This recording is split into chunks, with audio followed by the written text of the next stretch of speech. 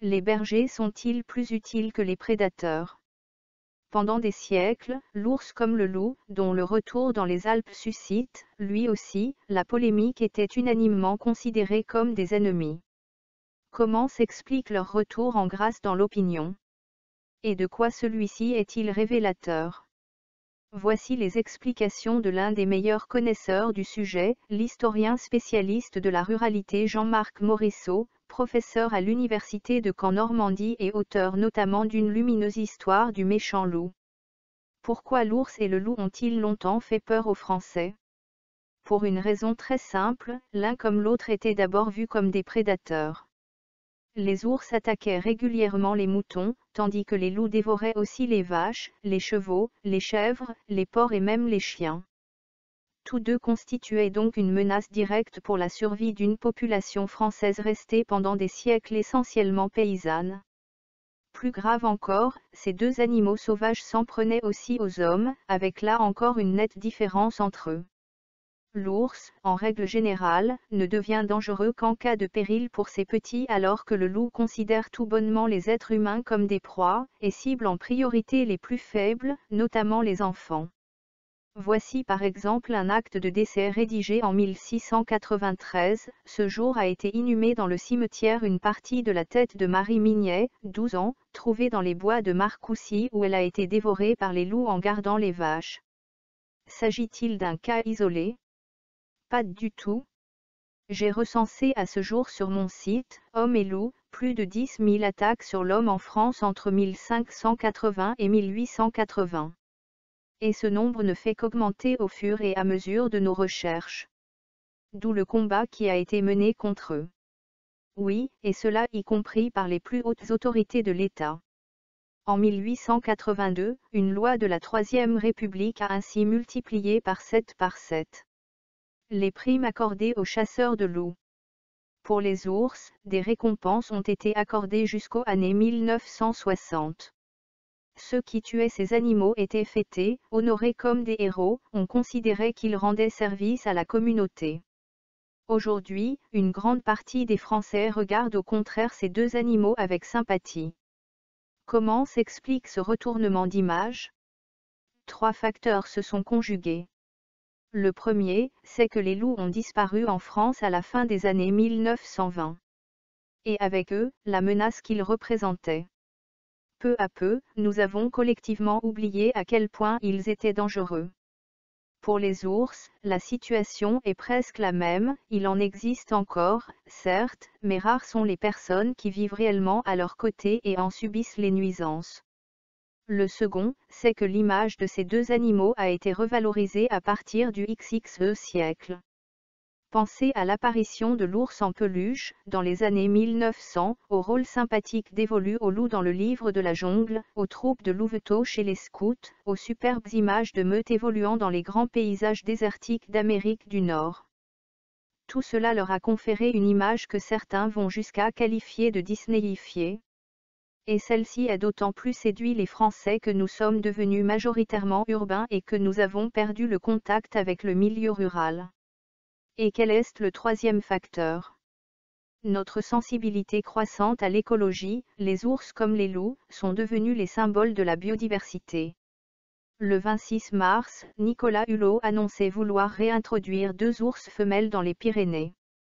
N'est-ce pas en soi une bonne chose? Bien sûr. À ceci près qu'il me paraît un peu facile, pour ne pas dire égoïste, de se dire favorable à la préservation de la faune sauvage quand on n'en subit pas soi-même les conséquences. En l'occurrence, nous nous donnons bonne conscience en croyant sauver les espèces menacées, en oubliant que nous reportons les effets de cette politique sur les éleveurs, dont on détruit l'économie, la sécurité et le mode de vie. Cette situation est d'autant plus injuste que, dans leur très grande majorité, les bergers pratiquent un élevage respectueux de la nature, à 1000 lieues de l'agriculture productiviste tant décriée. Pourquoi ceux-ci ont-ils tant de mal à faire passer leur message dans l'opinion? Parce qu'à la différence des écologistes, il manque de relais dans les médias nationaux et dans les milieux intellectuels. De ce fait, ils sont souvent présentés comme bougons, réfractaires à la modernité, comme des ruraux, en un mot, avec ce que ce terme peut avoir de méprisant depuis Paris. Reste la question de fond, faut-il réintroduire des ours dans les Pyrénées et maintenir des loups dans les Alpes? Cela dépend des points de vue. La réponse est oui si l'on donne une priorité absolue à la faune sauvage, non si l'on pense d'abord aux bergers. N'est-il pas du devoir de la France de sauver ces espèces menacées? Mais elles ne sont menacées en rien. Il existe des dizaines de milliers d'ours bruns et de loups sur la planète. Leur disparition dans notre pays ne serait donc pas un problème pour la biodiversité. Préserver la faune est certes essentiel, mais on ne peut pas raisonner sans tenir compte des territoires. Dans les Alpes comme dans les Pyrénées, la présence de ces deux prédateurs entraîne à l'évidence des dégâts collatéraux pour les populations locales. Ce qui n'est pas le cas dans des territoires très peu habités comme le Grand Nord canadien, par exemple. Le gardiennage des troupeaux ne favorise-t-il pas une bonne cohabitation entre les hommes, les loups et les ours? Il est vrai que, là où les troupeaux sont gardés nuit et jour, les prédations sont plus faibles. C'est ce que l'on observe dans les régions où le bétail est trait quotidiennement pour fabriquer le fromage. Mais ce n'est pas une garantie absolue. Et la généralisation de cette pratique est impossible quand il s'agit de bêtes à viande qui, elles, sont laissées seules. C'est pourquoi certains écologistes estiment que les éleveurs devraient les garder en permanence. Et c'est tout à fait irréaliste. La plupart des bergers sont très pauvres et doivent exercer un deuxième métier pour boucler leur fin de mois. Le gardiennage permanent les obligerait donc soit à abandonner ce complément de revenus, soit à embaucher d'autres salariés alors qu'ils n'en ont pas les moyens. Il faut voir les choses en face, augmenter la présence des loups et des ours entraînera mécaniquement une hausse des attaques sur les troupeaux. N'y a-t-il pas des indemnités? Là encore, c'est méconnaître la réalité.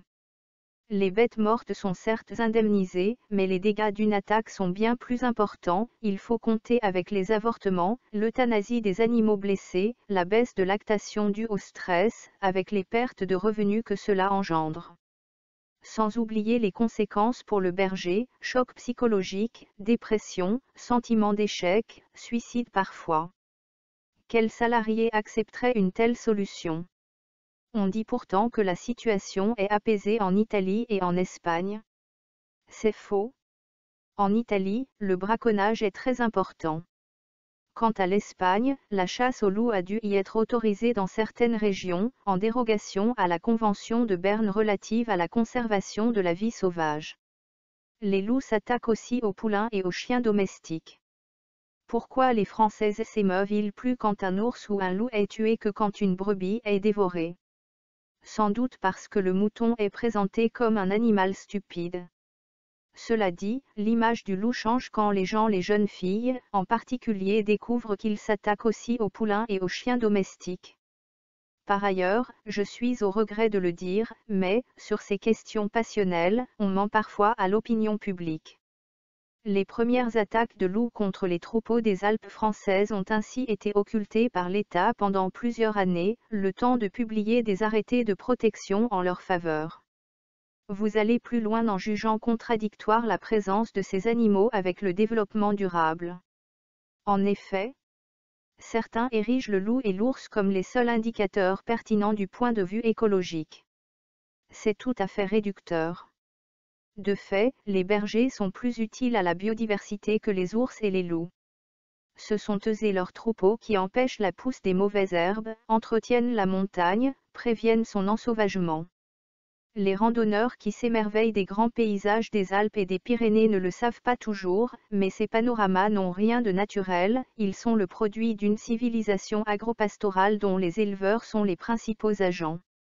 Or, les éleveurs constituent eux aussi une espèce menacée, si vous me permettez cette expression. Aussi, d'un point de vue écologie, il me paraît dangereux d'aggraver leurs conditions de travail pour donner satisfaction à des urbains qui ne connaissent pas toujours bien les réalités. Croyez-moi, si les bergers disparaissent, les générations futures nous le reprocheront. Et si nos ancêtres voyaient aujourd'hui leurs descendants défendre les loups et les ours, ils se retourneraient dans leur tombe.